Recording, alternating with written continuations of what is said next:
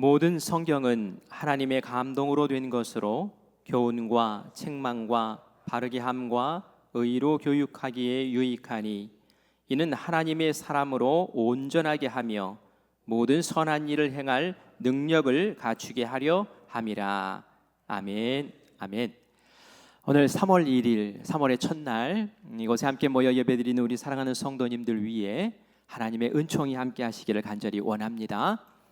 오늘은 우리가 부활을 기다리는 사순절의 둘째 주일이기도 하고요, 또 우리 민족의 주권을 되찾기 위해 거룩한 외침을 올렸던 3.1절이기도 합니다. 올해가 107주년이 되었더라고요. 그래서 오늘은 특별히 나라와 민족을 좀 생각하고 또 그 공동체, 국가 안에 있는 우리의 위상도 함께 생각하는 그러한 은혜의 시간이 되기를 간절히 바랍니다. 어떤 이들은 3.1 운동을 실패작이라고 평가하는 사람도 있습니다. 왜냐하면은 3.1 운동을 한 이후에 당장 독립을 쟁취하지 못했고 제암리 교회의 큰 화재 사건으로 순교하는 그러한 끔찍한 보복과 희생들이 따랐기 때문에 그렇습니다. 그러나 이것은 단편적인 시각입니다. 거시적으로 3.1 운동을 살펴보면 이 3.1 운동을 통해서 민족의 정신을 일깨웠고 광복으로 나아가게 하는 어떤 큰 전환점이 되었던 것을 역사학자들은 평가하고 있습니다. 그리고 저는 목사로서 이 거대한 움직임 속에 하나님의 말씀이 있었다라고 믿습니다. 107년 전에 그날에 많은 사람들이 총칼 앞에 서게 할 수 있었던 그 힘이 도대체 어디에서 나왔을까요? 단순히 우리나라 사랑해야 돼 하는 애국심 때문에 그렇게 설 수 있었을까요? 저는 그것을 넘어선다고 생각합니다. 그들 가슴 속에 박힌 하나님의 말씀의 무게가 세상의 그 어떤 것보다도 더 가치 있고 무거웠기 때문에 그들이 총칼 앞에 두려움 없이 설 수 있었습니다. 죽음의 공포보다도 진리가 너희를 자유케 하리라 라는 그 예수님의 말씀, 그 약속을 존중하였기 때문에 그들은 어둠을 깨우는 등불로 그날 위대한 함성을 낼 수 있었습니다. 그런데 성도 여러분, 오늘 우리가 사는 이 시대 어떻습니까? 사무엘상 3장 1절 말씀을 같이 읽겠습니다. 아이 사무엘이 같이 읽습니다. 아이 사무엘이 엘리 앞에서 여호와를 섬길 때에는 여호와의 말씀이 희귀하여 이상이 흔히 보이지 않았더라. 아멘. 말씀에 보니 여호와의 말씀이 희귀했다라고 표현하고 있습니다. 이것은 하나님이 무능하거나 하나님이 침묵하셨다는 뜻이 아닙니다. 하나님은 말씀하셨습니다. 그런데 그 당시에 영적 지도자들이 그 말씀을 깨닫지 못하고 제대로 선포하지 못했습니다. 왜냐하면은 그들이 타락하고 무감각 속에 살았기 때문에 그렇습니다. 그러니 선포되지 않는 말씀 속에 어떻게 백성들이 말씀을 제대로 깨닫고 받아들일 수 있었겠습니까? 그래서 그 결과는 참혹했습니다. 사사기 21장 25절 말씀에 그 결과를 이야기합니다. 사람이 제가 뒷부분만 썼는데 앞부분까지 나왔네요. 우리 같이 읽겠습니다. 그때에 이스라엘에 왕이 없으므로 사람이 각기 자기 소견에 옳은 대로 행하였더라. 그 당시에 왕이 없었습니다. 사람에게 보이는 왕이 없었어요. 그러나 왕이 있었습니다. 하나님이 왕이셨습니다. 그런데 하나님의 말씀을 무시하고 하나님의 말씀을 듣지 않으니 왕이 없는 것과 마찬가지였다는 거예요. 그랬더니 사람들이 자기의 소견대로 옳은 대로 행했다는 얘기입니다. 하나님의 말씀이 사라지고 기준이 사라지고 내 생각이 왕이야, 내 감정이 왕이야, 내 이익이 왕이야, 그렇게 살았더니 그 시대에는 계속 침략을 당하고 영적인 암흑 시대를 살아왔던 것입니다. 오늘 우리는 마음을 정직하게 하여 이 말씀을 대면하기를 원합니다. 여러분 어떻습니까? 여러분 마음을 한번 생각해 보세요. 나는 지난 한 해를 보내면서 성경을 처음부터 끝까지 한 번이라도 정독했습니까? 어떻습니까? 오래 신앙생활을 했는데도 불구하고 성경을 한 번도 완독하지 못하신 분들이 계시더라고요. 또 하나의 질문을 드립니다. 나는 하루를 시작할 때에 내 감정이나 세상 뉴스가 아니라 하나님의 말씀을 먼저 듣고 시작하고 있습니까? 성경책은 넘쳐납니다. 삶을 움직이는 말씀은 희귀합니다. 정보는 홍수처럼 넘쳐납니다. 그런데 삶의 기준은 모래성처럼 흔들리는 시대가 이 시대입니다. 그런데 우리가 시대를 탓할 수 있을까요? 어쩌면 우리에게 주어진 이 성경 말씀, 이 말씀을 우리가 제대로 붙잡지 못하고 하나님의 말씀이 내 곁에 있는데도 그 말씀을 내 마음에 새기지 못하고 그렇게 살고 있다면 우리가 사사시대와 무엇이 다르겠느냐는 말입니다. 오늘 하나님은 우리에게 묻습니다. 너는 내 말을 얼마나 무겁게 여기느냐? 너는 내 말씀을 정말 존중하며 살고 있느냐라고 오늘 이 시간 하나님이 여러분들에게 묻습니다. 107년 전에 이 땅도 칠흑 같은 어둠 속에 있었습니다. 일제의 압박 아래에서 민족이 신음하고 괴로워하던 그때에 놀라운 일이 일어납니다. 당시 기독교인들은 전 국민의 1%밖에 되지 않았다고 그래요. 100명 가운데 1명이 기독교인이었다라는 거예요. 굉장히 소수죠. 그런데 3.1 운동의 중심에 교회와 성도들이 있었습니다. 기미 독립선언서를 여러분 아시죠? 그것을 만들고 이름을 올렸던 사람들을 민족 대표 33인이라고 말을 하는데 그 가운데 개신교인이 16명이나 올라와 있습니다. 만세 운동으로 체포된 이들 가운데 기독교인의 비중이 인구 비율을 훨씬 넘어서는 것을 볼 수 있습니다. 만세 운동하다 죽기도 하고 또 감옥에 갇히기도 하고 또 고문도 받고 핍박도 당하는데 감옥에 갇힌 사람들의 그 숫자를 살펴보고 그 성분을 살펴보니까 20%가 기독교인이더라는 거예요. 기독교인이 전체 국민의 1%밖에 되지 않는데 독립운동하다가 잡혀온 그 사람, 만세운동하다 잡혀온 그 사람들의 숫자가 20%나 되더라는 거예요. 그 중심에 서 있었다는 거예요. 감옥에 갇혀있는 여성 수감자들을 살펴보니까 60%가 기독교인이더래요. 이게 얼마나 놀라운 일입니까? 3.1 운동은 민족 전체가 일어선 거국적인 운동이었어요. 그러나 그 운동을 주도하고 그 운동을 이끌어 나갔던 사람들은 기독교인들이었다는 거예요. 중심에 서서 그 일을 했다는 것이죠. 왜 당시 기독교인들은 두려움 앞에서 정의를 외쳤을까요? 3.1 운동은 무력을 쓴 운동이 아니었어요. 왜 칼이 아니라 그들은 태극기만 들었을까요? 왜 폭력보다 양심의 길을 선택하며 그 길을 외쳤을까요? 그들의 심장에 세상의 총칼보다도 더 무거운 것, 그 하나님의 말씀, 하나님의 진리, 그것이 그 가슴에 있었기 때문인 줄 믿습니다. 그들은 산상수훈의 말씀을 붙잡았습니다. 화평하게 하는 자는 복이 있나니. 그래서 그들은 칼을 들지 않고 총을 들지 않고 그들은 폭력을 쓰지 않고 태극기를 붙잡고 그렇게 외쳤던 거예요. 그들에게는 하나님의 말씀이 있었기 때문에 그렇습니다. 그들은 자유의 복음을 붙들었습니다.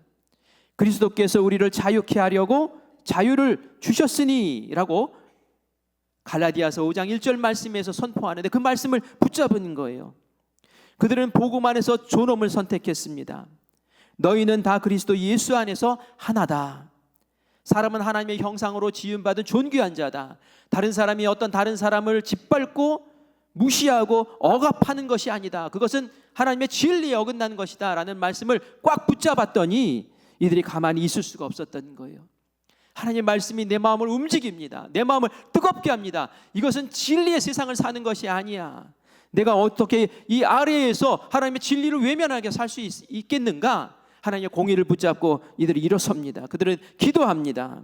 하나님의 말씀을 붙잡은 이들이 시대를 바꾸고 세상을 바꾸는 역사가 일어난 줄 믿습니다. 하나님은 우리에게 말씀하십니다. 사무엘상 2장 30절 말씀을 우리 같이 읽겠습니다. 나를 존중히 여기는 자를 내가 존중히 여기고 나를 멸시하는 자를 내가 경멸하리라. 아멘. 눈에 보이지 않는 하나님, 그 하나님이 나를 존중해라. 그럼 나도 너를 존중해 줄게. 나를 멸시하면 나도 경멸할 것이다 라고 그렇게 말씀하십니다. 눈에 보이지 않는 하나님을 어떻게 우리가 존중해 드릴 수 있을까요? 하나님을 존중하는 것은 하나님의 말씀을 대하는 태도에서 나타납니다. 사사시대가 무너진 이유는 말씀이 희미해졌기 때문이라고 합니다. 그것은 말씀을 무시했다는 얘기예요. 종교 지도자들도 하나님의 말씀을 무시했어요. 그리고 말씀을 제대로 전하지 못했어요. 그 말씀을 백성들도 듣지 않고 무시합니다. 자기가 왕이 되는 거예요. 내 소견대로 살자. 이거 하나님을 완전히 무시한 거예요. 그 당시 하나님이 왕이셨는데도 불구하고 하나님은 왕이 아니셨어요. 반대로 3.1운동 그 시대를 살았던 성도들은 왜 민족의 등불이 되었습니까? 하나님 말씀을 소중히 여겼던 거예요. 그 말씀을 소중히 여기고 하나님을 존중했던 거예요. 그러니 하나님의 말씀을 존중하고 그 뜻 가운데 서는 그 사람들의 마음 가운데는 내 목숨보다도 하나님의 그 뜻이 더 소중했던 것이죠. 오늘 읽은 본문 말씀은 하나님의 말씀이 도대체 우리에게 어떤 역할, 영향력을 끼치는지를 설명하고 있습니다. 우리 디모데후서 3장 16절과 17절 말씀을 다시 한번 읽겠습니다. 모든 성경은 하나님의 감동으로 된 것으로 교훈과 책망과 바르게 함과 의로 교육하기에 유익하니 이는 하나님의 사람으로 온전하게 하며 모든 선한 일을 행할 능력을 갖추게 하려 함이라. 아멘. 어떻게 시작합니까? 모든 성경은 하나님의 감동으로 된 책이다 라고 그렇게 말합니다. 성경은 도덕책도 아니고 소설책도 아니고 윤리책도 아닙니다. 하나님이 자신을 드러내신 특별한 계시의 말씀입니다. 계시라는 게 뭘까요? 감추어져 있는 진리를 보이기 위해서 그 덮고 있는 것을 걷어내고 보여주시는 거예요. 하나님이 그렇게 하셨다는 거예요. 특별 계시라고 그래서 얘기를 합니다. 하나님이 특별히 알려주셨다는 거예요. 특별 계시와 또 상대되는 말이 있다면 일반 계시라는 것이 있어요. 일반 계시. 여러분 일반 계시라는 거 들어보셨나요? 세상 사람들이 하나님 모른다고 그래요. 하나님 못 봤다고 그래요. 그러나 로마서는 그렇게 말하지 않습니다. 하나님은 자연을 통해서 이미 당신을 보여주셨다라고 말해요. 그렇지 않습니까? 우주가 돌아가는 그 질서를 보면서 이거는 그냥 엉망진창의 세상이 아니라 누군가가 잘 질서지어서 운행하고 계시는구나. 그 누구냐? 그것이 바로 하나님이다라는 거죠. 자연 만물을 보면서 야, 어떻게 이런 일이 있을 수 있지? 어떻게 이렇게 멋있는 창조물이 와, 이거는 하나님이 하신 거지 우연히 이루어진 게 아니야 라고 하며 그 하나님을 어렴풋이 느끼고 경험하게 되는 거예요. 그래서 누구든지 하나님을 없다라고 말할 수 없는 거예요. 이게 바로 일반 계시라는 거예요. 그러나 일반 계시는 하나님의 마음, 하나님의 뜻, 하나님의 생각을 우리에게 구체적으로 알려주지 못합니다. 구원의 길이 무엇인지를 정확하게 우리에게 알려주지 못해요. 그저 하나님이 계시구나, 하나님이 역사하시는구나 라는 정도만 알 뿐이죠. 그러나 하나님이 우리에게 특별한 계시를 주신 거예요. 하나님의 뜻, 하나님의 마음, 하나님의 생각과 하나님의 그 구원의 길을 우리에게 선명하게 구체적으로 알려주셨는데 그것이 바로 성경이고 우리는 그것을 특별 계시다라고 그렇게 말씀합니다. 이렇게 구체적인 하나님의 말씀을 주셨는데 우리는 자꾸 신앙생활을 체험이나 어떤 느낌으로 하려고 하는 경향이 있어요. 중학생이 대학생 형의 전공 서적을 딱 펼쳐놓고 읽습니다. 읽을 수 있나요? 못 읽나요? 읽을 수 있습니다. 한글로 되어 있으니까 읽을 수 있죠. 그러나 그 뜻을 알 수 있을까요? 그 뜻은 알지 못합니다. 왜냐하면 단어나 개념이나 이런 것들을 알지 못하기 때문에, 이해하지 못하기 때문에 그 책은 읽긴 읽되 알지를 못하는 것이지요. 단어를 알고 개념을 배워야지 그 책을 읽을 수 있습니다. 피조물인 우리가 창조주이신 하나님의 뜻을 이해한다는 것은 쉽지 않습니다. 그 하나님의 뜻을 알기 위해서, 뜻을 이해하기 위해서는 우리가 마음을 쏟아야 되고 시간을 부어야 되고 또 훈련하고 배우는 그런 과정들이 필요합니다.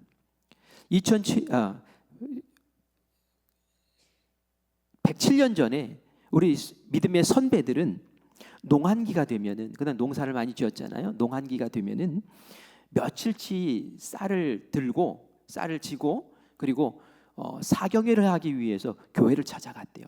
멀리를 걸어서 그렇게 찾아갔답니다. 우리도 1월에 사경회를 했어요. 지금 우리가 하는 사경회하고는 차원이 달라요. 그때는 몇 날 며칠을 함께 그 교회에서 그 마당에다가 천막 쳐놓고 거기서 숙박을 하면서 밥을 지어 먹으면서 성경 공부를 그렇게 한 거예요. 목사님들이, 선교사님들이 사람들을 바늘을 만들어 가지고 구약을 가르치고 신약을 가르치고 하면서 그냥 하루 온종일 가르치고 밤에는 부흥회하고 하면서 그 며칠 동안을 그 성도들이 그곳에서 그 말씀 배우고 기도하면서 뜨겁게 그렇게 사경회를 열었습니다. 이 목숨 걸고 성경 공부한 거예요. 이 말씀을 배우다 보니까 하나님의 말씀이 진리를 만나게 되는 거예요. 그러면서 영이 깨이기 시작해요. 야, 지금 일본이 우리에게 가르치는 것들은 거짓이잖아. 거기에 휘둘리면 안 되잖아. 우리가 진리를 명확히 알았는데 우리가 가만히 있을 수는 없잖아 하면서 담대한 마음들이 솟아오르기 시작합니다. 하나님의 말씀이 이들을 일깨우는 거예요. 민족의 독립을 위해서 목숨도 생명도 죽음도 두렵지 않게 하는 그러한 용사로 세우는 과정이 이런 말씀 속에서 있었던 거예요. 디모데후서 3장 17절 말씀처럼 그들은 말씀을 배우면서 선한 일을 행할 능력을 갖춘 온전한 그리스도인들로 자라나기 시작한 겁니다. 어떻게 하나님의 말씀이 나약한 사람들을 그렇게 강인하고 하나님의 온전한 사람으로 세울 수 있었을까요? 그건 말씀에 힘이 있기 때문에 그래요. 우리 디모데후서 3장 16절 말씀을 같이 볼 텐데요. 이 말씀이 어떤 힘이 있는지를 생각하면서 같이 읽기를 원합니다. 같이 읽습니다. 모든 성경은 하나님의 감동으로 된 것으로 교훈과 책망과 바르게 함과 의로 교육하기에 유익하니. 아멘.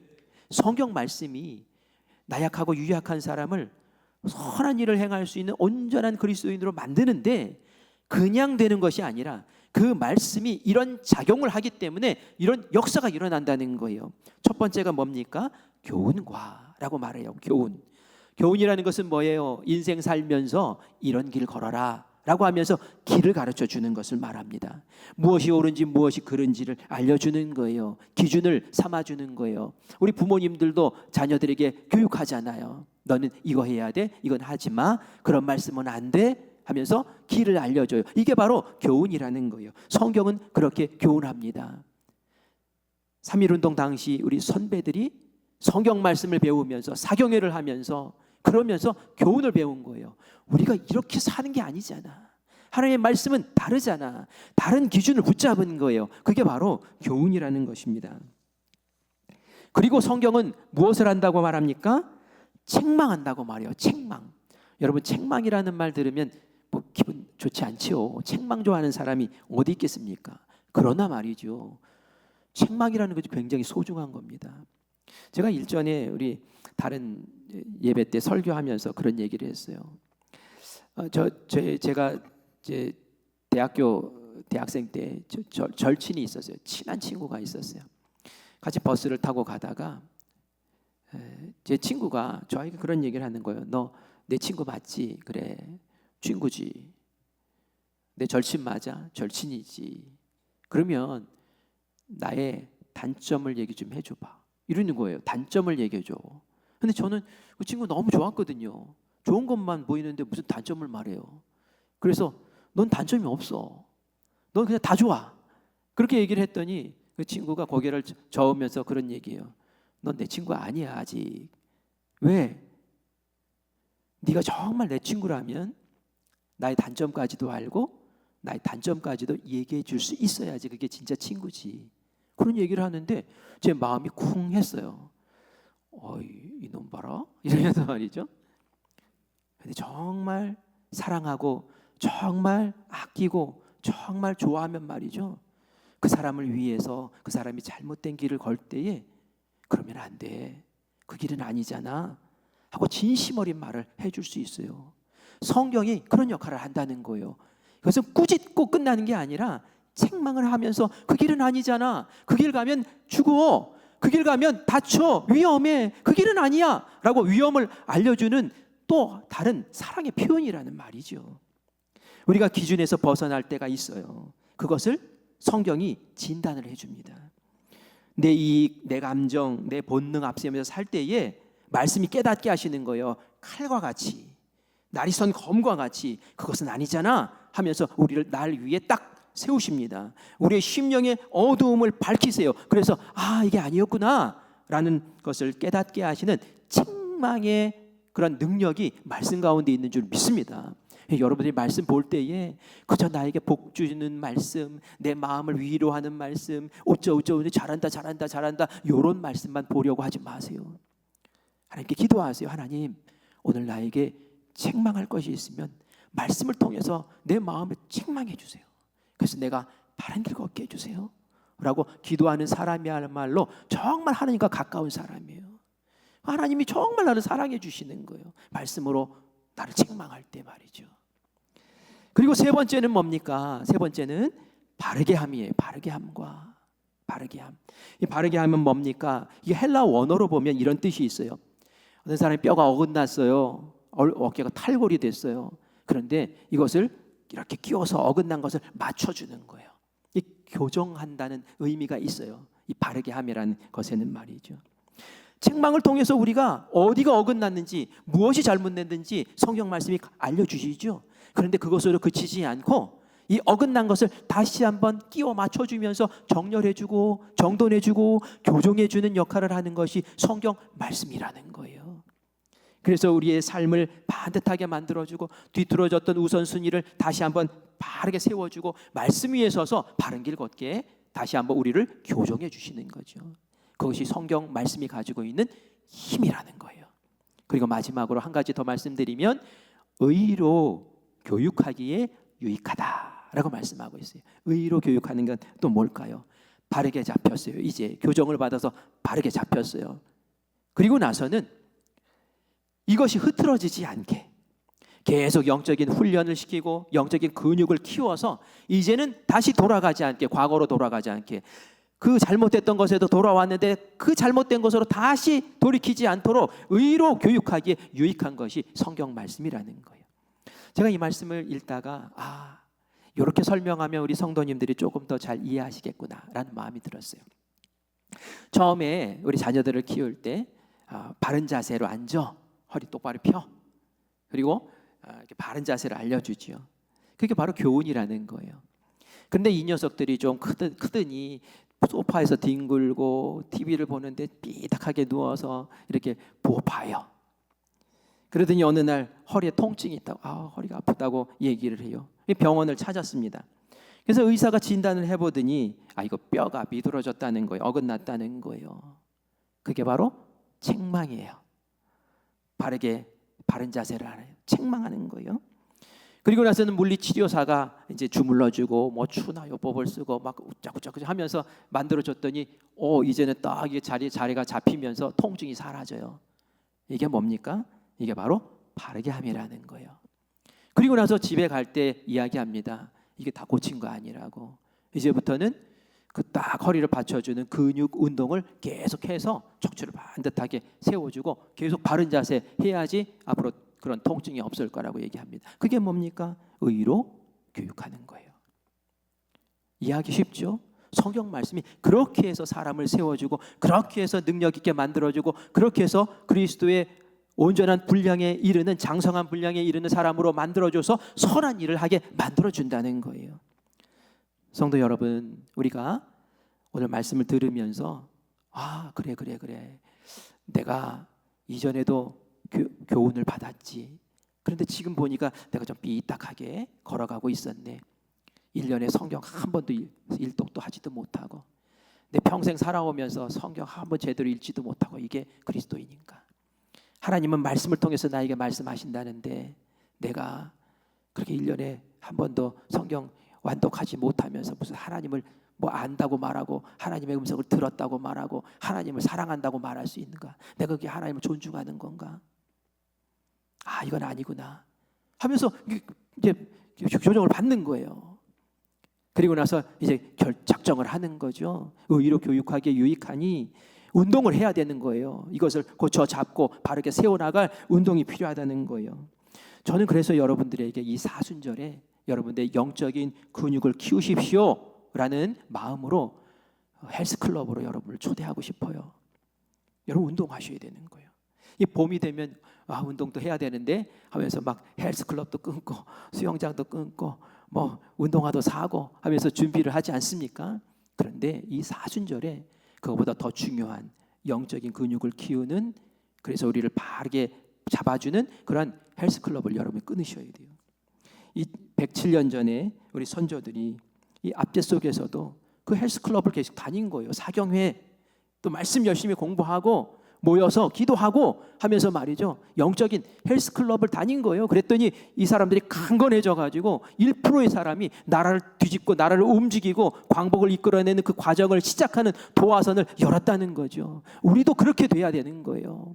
그냥 교회가 뒤집어지고 그리고 세상이 바뀌고 우리가 사는 이 시대 2026년도에 하나님께서 역사하시고 기억하실 영적인 기념비가 세워질 줄 믿습니다. 어떤 헬스클럽으로 여러분들을 초대할까요? 헬스클럽에 가면 여러 가지 운동기구들이 있잖아요. 여러분 성경 필사하십시오. 예, 우리가 하는 거 그냥 소개하는 거예요. 요한복음 예수님의 말씀이잖아요. 사순절에 뭐 하겠어요? 텔레비 보는 거 좀 끊고 유튜브 보는 것도 좀 절제하고 그러면서 우리 요한복음 한번 써봅시다. 써나가는 거예요. 성서 아카데미 있잖아요. 성서 아카데미. 우리 하나님을 경험하는 삶 이제 4단계를 열었어요. 올해 열었어요. 많은 분들이 참여해 주셨어요. 마감이에요. 끝났어요. 또 뭐 있죠? 예수님의 사람. 죄송합니다. 예수님의 사람이 있어요. 네, 그것도 벌써 마감됐어요. 그런데 또 하고 싶습니다 하는 분들이 더 많으면 한 반 더 개설할 수도 있어요.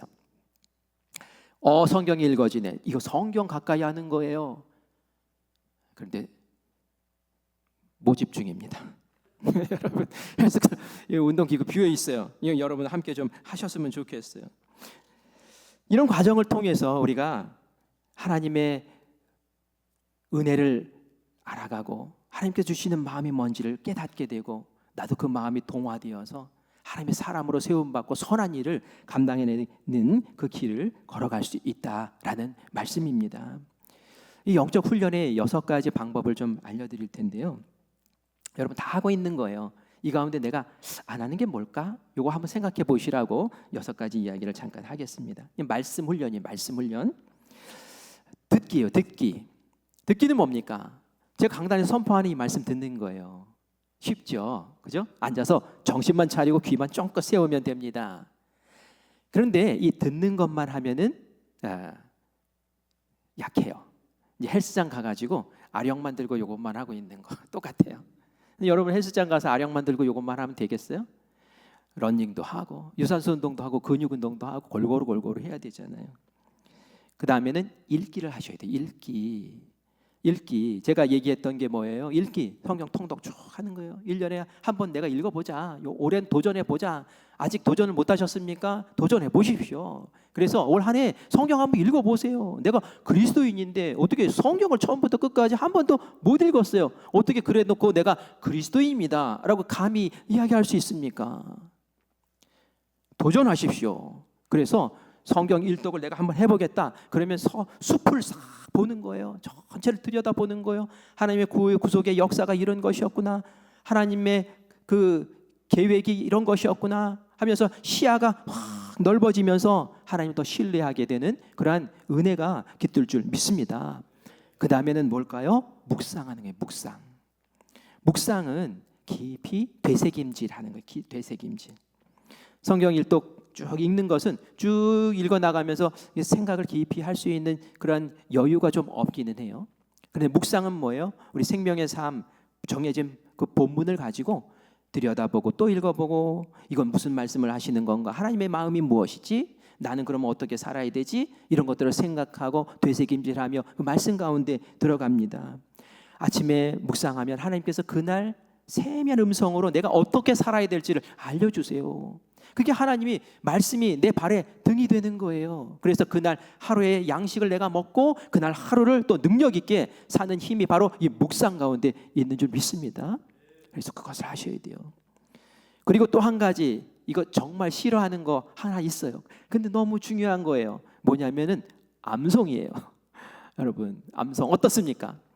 나이 드신 분들은 내가 이 나이에 안 외워져요 그런 얘기 하시는데, 저는 이렇게 외우면 잘 외워지는 것 같아요. 새벽에 기도하다가 내가 오늘 암송할 말씀 딱 붙잡고 그 말씀을 묵상하면서 기도하면서 외워보셔요. 그러면 그게 마음에 막 신비에 새겨져요.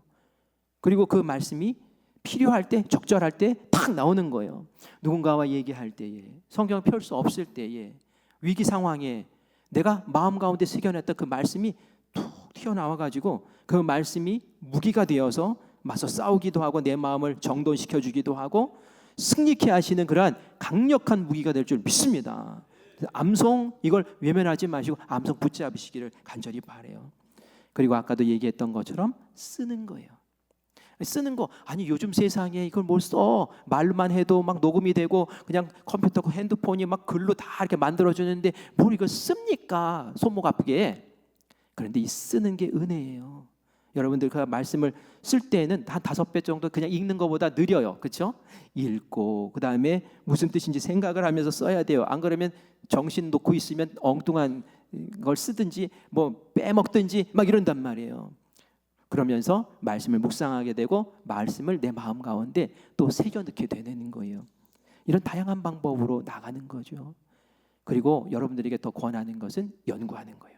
사경외 하면서 말씀 속에 집중해서 들어갔던 것처럼 그 연구는 여러분들을 돕기 위해서 성서 아카데미와 제자 훈련을 그래서 연 거예요. 이런 다양한 방법들로 말씀을 대할 때에 이 말씀이 교훈도 하고 책망도 하고 바르게 세우기도 하고 우리를 의로 교육하기에 유익한 역사가 일어나고, 그러면서 우리가 성장하고 하나님을 알아가고 하나님의 사람으로 세움받아서 이 세상을 바꾸는 놀라운 능력의 종들이 되는 줄 믿습니다. 이게 성경이라고 해요. 성경이 있어요. 그런데 이거 가지고 하면은 좀 경망스럽다고 할까봐. 자, 보세요. 이 손가락이 있습니다. 네. 성경을 대하는 여러 가지 자세가 있다 그랬죠. 방법이 있다 그랬죠. 뭐 있다 그랬죠? 듣기, 그 다음에 읽기, 예? 쓰는 것, 또 묵상, 예. 암송, 쓰기, 예, 이런 거 있어요. 거기다 또 손가락이 하나 더 있으면은 연구, 뭐 여러 가지 있는데, 저번에 그 김상현 목사님도 이 얘기를 하셨어요. 이게 성경이에요. 성경을 만나고 대하는 방법 가운데 이렇게 딱 5가지 방법으로 딱 붙잡으면은 어때요? 내가 읽기도 하고 듣기도 하고 쓰기도 하고 묵상도 하고 그러면 말이죠. 말씀이 나에게서 안 떨어져요. 말씀이 나에게서 견고해요. 말씀이 나와 딱 붙어 있어요. 그런데 암송도 안 해, 연구도 안 해, 생명의 삶도 안 읽어. 그냥 듣고 그냥 간간히 읽기만 해요. 그러면은 이게 말이죠, 막 위태위태해요. 나는 주일에 설교 한 번 듣는 게 고작이야. 이렇게 되는 거예요. 그렇죠? 이렇게 되는 거예요. 설교 듣고 예배 드리고 밖에 나가면 다 내 소견, 내 뜻, 내 주장, 내 감정, 그걸로 내 삶을 이끌어 나가면 사사시대와 다를 게 뭐가 있느냐는 거예요. 여러분, 말씀을 붙잡읍시다. 그리고 이 사순절에 좀 승리합시다. 우리가 육체에 운동하는 것도 우리에게 유익이 있어요. 조금 유익이 있어요. 그러나 우리의 영을 훈련하고 경건의 훈련을 하면 하나님과 형통한 속에서 우리의 몸도 강건해지고 우리의 삶도 강건해지고 우리에게 형통의 복이 임할 줄 믿습니다. 여러분의 가정을 살리고 교회를 회복시키시고 이 나라를 아름답게 세우는 역사가 일어날 줄 믿습니다. 그 길에 우리가 마음을 두고 함께 일어서는 귀한 주님의 자녀들 되시기를 간절히 축원합니다. 아멘.